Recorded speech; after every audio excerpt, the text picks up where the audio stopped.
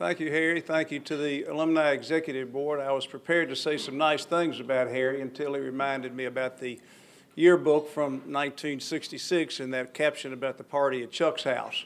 I was a little unprepared for that, but I would like to thank the Alumni Executive Board for this very unexpected and totally undeserved honor. I'm most appreciated and humbled by your selection of appointing me as the Alumnus of the Year. I'd like to share a few of my stories from MUS that have been very dear to me and tell me a lot about this great school that we all love.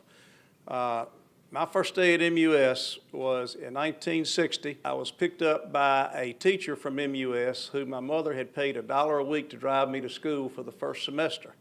I remember getting in the car, absolutely scared to death. This old blue Ford Fairlane car with this manual transmission on the steering wheel, which I'd never seen before. I think we spoke about 5 words the entire way of that first semester. And my chauffeur turned out to be Coach Jerry Peters. and Coach Peters and I have shared many laughs about why he never would speak to me.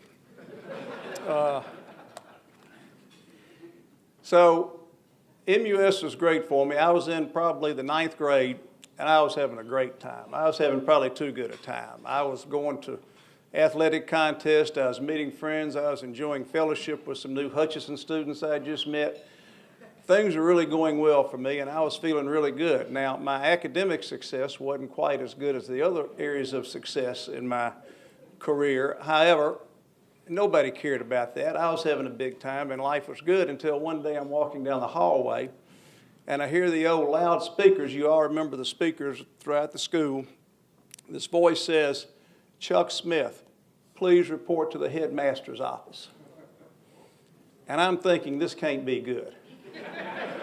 So I walk down there, and I walk in the little reception area, and the receptionist is sitting there, and she says, "Colonel Lynn is waiting to see you." And I said, "Really?" And she said, "Yes, he is. Go on in." So I go in, and Colonel Lynn sits behind that big desk. There's lots of chairs in the office, but he does not invite me to sit down. I'm standing in front of him, and he commences to inquiring of me about how the year's going for me, and I'm telling him, "Well, this is nice. It's going really good. I'm having a big time. There's no problem here." And so he starts asking me about some academic questions. And I'm wondering, why is he doing that? And I promise you, I looked down on his desk. He had one of these pen sets where the pen, sticks out so you can grab the pen and write. And harpooned on that pen set is a note. It says, "Chuck Smith, 3 deficiency reports." I was only taking 4 subjects at the time. The 4th one was typing, too. And so I started trying to put spin on all this and trying to dance my way out of it. Well, there's no way of doing it with Colonel Lynn, as you all know. And he proceeded to tell me that he felt as though I had been neglecting my academic performance and I needed to straighten up and get moving on the right trail pretty soon. And it had a profound impact on me. He then informed me I was dismissed. Well, I thought he meant dismissed from school. But fortunately, he just meant dismissed from his office. So I slinked out of there and thought to myself, boy, here's a head guy at this great school, and he's taking time out of his day to look at me and to bring me in there and to talk to me about what I'm doing wrong and how I need to get moving on the right track. And it impressed me much more today than it did then, I'll say, but I was just very touched by that particular event.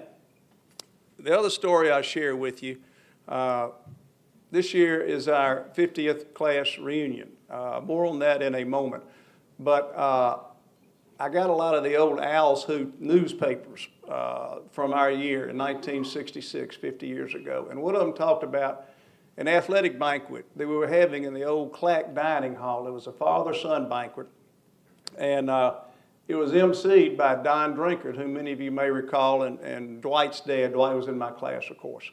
And Don Drinkard stood up and introduced Coach Thorne and said that Coach Thorne was going to personally introduce all the athletes in the room and their fathers. And I thought, boy, this there's no way Coach Thorne knows me, and he certainly doesn't know who my father is. And I was really shaken up. And sure enough, he went through the whole thing perfectly, introduced me, introduced my father, and it just really had a profound impact on me. So take that episode, fast forward to 2009. We're in the same dining hall. Well, not quite the Clack Dining Hall, but the same location where the dining hall was. We're in the new one. And Ellis is hosting the sports banquet that year. And he's introducing the athletes and so on. And he gets to the football team. And he gets to the seniors. And he said, now I'd like to introduce the seniors on the football team. And I'm going to do it numerically by their jersey number. And he starts out, number 1, Barrett Folk. Number 2, Graham Jones. Number 4, Jack Steffner. Number 6, Walt Welfer. And of course, there's no notes. All of us who know Ellis know there are no notes. He's got this whole thing in his head. I'm sure he still does. I see him back there laughing at me. But I'm sure he still does. And he gets to my son, Austin Smith, who was number 15. Austin was the nose tackle. I don't know how a nose tackle gets to be number 15. But he gets to number 15, Austin Smith, goes on down the line and concludes. And so to this day, as Austin sends in his little $20 contribution to the annual fund, he receives a letter back from the alumni department, from the development office. Dear Austin, thank you for your gift, and so on. And then written on every note, handwritten in ink, number 15, thank you so much for your gift, signed Ellis Hagewood. And that's just very special to me, and it's very special to Austin. I think that speaks a great deal to the school we love and the contributions that our faculty and our staff make every day on our behalf.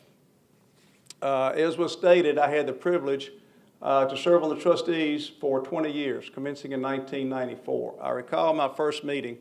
Kent Wunderlich was chairman. Kent's in my class, and he's here. And the board was discussing a particularly delicate issue, that is naming a new headmaster.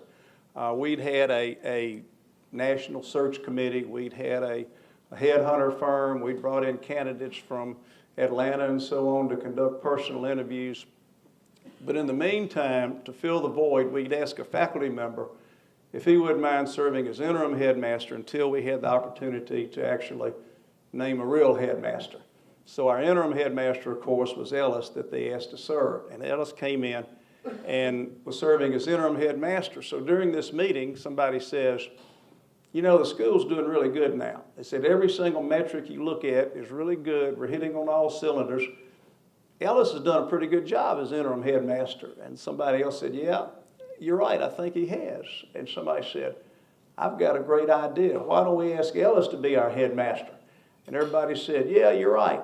That is a good idea. Ellis happened to be in the building during that board meeting. So somebody went out and got him and brought him in and said, congratulations, Ellis. Should you accept, we'd like to appoint you as our next headmaster. And of course, the rest is history. Done a fabulous job, and I remember that specifically, which brings us to now, of course, Ellis is thinking of stepping down and has announced his retirement. And we're going to miss him tremendously. I've got a letter that Ellis wrote to me. I'll just quote parts of it. And I've checked, and this lunch is not under the honor system, so I can steal some ideas from somebody else, okay? Ellis begins his letter, excuse me, by quoting Ecclesiastes, of course, and the wise heart will know the proper time. I say this because I'm sort of in the process of retiring myself, and this was a very timely letter I received. I'm certainly wasn't sent by my two sons, who are anxious for the proper time to arrive sooner than later. Keep your seat, boys, keep your seat. He concludes by saying, I love this school, and I always will. In his farewell address, George Washington wrote, I have, with good intentions, contributed the best exertions of which a very fallible judgment was capable. I thought that was fabulous. I share those feelings with Ellis, and I thank Ellis for all he's done for this great school and will continue to be a great school. I'll close with just two final things. First of all, I'd like to take this opportunity to recognize and to congratulate and thank a really good friend of mine and a fabulous friend of MUS. Billy Donovan is here.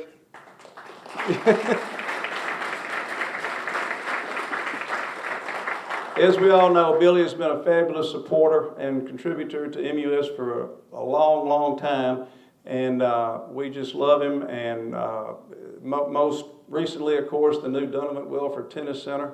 Billy got us kick-started with great support on that facility, and we're so honored that Billy has come out today and has come to this luncheon. Billy and I have spent a lot of noons at the Racket Club, mostly on court number 2 right out there, where we would play tennis for an hour and a half and had some great matches. I would say it was a great rivalry. However, when you lose 8 out of 10 every set, it's probably not such a great rivalry. I thought it was a great rivalry anyway. Finally, thank you, Billy. Thank you. In closing, as was mentioned, our 50th reunion is this weekend. We've got a great party Saturday night at Frank and Jean Jimison's house at the condo down on the river. But I would like to share with you what happened last year and ask the alumni office to take particular note. For our 45th reunion, Susan and I hosted the party at our house. We had some cheerleaders, we had some faculty members, we had a lot of class members. It was a really good party, and the party broke up. Susan's in the kitchen washing dishes as usual.